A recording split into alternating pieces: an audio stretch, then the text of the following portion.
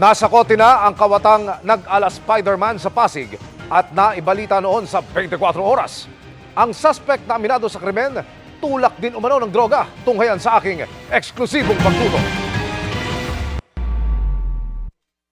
Ilang araw ding naging palaisipan sa mga otoridad kung sino ang lalaking ito na nag-ala Spider-Man at inakyat ang isang residential building sa Pasig para pagnakawan ang isa sa mga nakatira rito.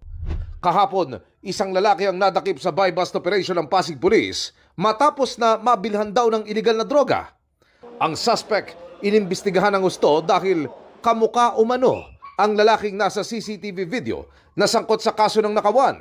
When we review the CCTV footages dito sa mga insidente ng mga akyat bahay, nakita namin na iisa yung suspect and may familiarity. May similarity dito sa nahuli namin na suspect. So, ang ginawa namin, pinakita namin ito sa mga witnesses and yung mga victims. At kinoconfirm nila na the same and one person, yung suspect na nahuli namin through buy-bust operation. Isa sa mga nakakilala sa suspect, ang barangay tanod na unang sumita sa kanya. Meron po ako natanaw na isang lalaki, pababa po sa second floor. Siya po ay aking sinagawan, nanakbo po sa sir. Nung siyang kasi aking habulin, natanggal po yung kadena ng bike ko. Sa investigasyon, sangkot sa iba pang kaso ng nakawan ng suspect. May recorded na kami sa kanya na dalawang incident na akyat bahay, same village. Ayon sa suspect, natukso raw siya nang makakita ng pagkakataon.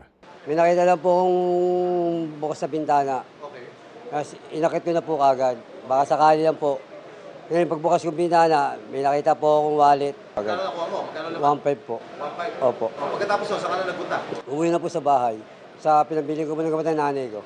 Hindi naman daw niya gagawin yun, kundi dahil sa karamdaman ng ina. Humingi po ako ng tawad. Kaya ko lang po nagawa yung araw niya kasi may sakit po ang nanay ko. Kasi ganda po ng kahirapan lang po, sir. Sana mapatawad po nila ako. Ang Pasig Police nagpaalala na ngayong uso ang out of town at staycation, baka makalimutan i-secure ang home sweet home. Public safety is a shared responsibility. So dapat bago tayo aalis sa ating mga bahay, kailangan po natin isipin yung home defense security concept na kung saan ay siguraduhin natin na naka-padlock, naka-secured yung mga bahay at ibilid natin po ito sa ating mga kapitbahay o kaya sa ating mga security forces. Para sa GMA Integrated News, Emil Sumangil, nakatutok 24 oras.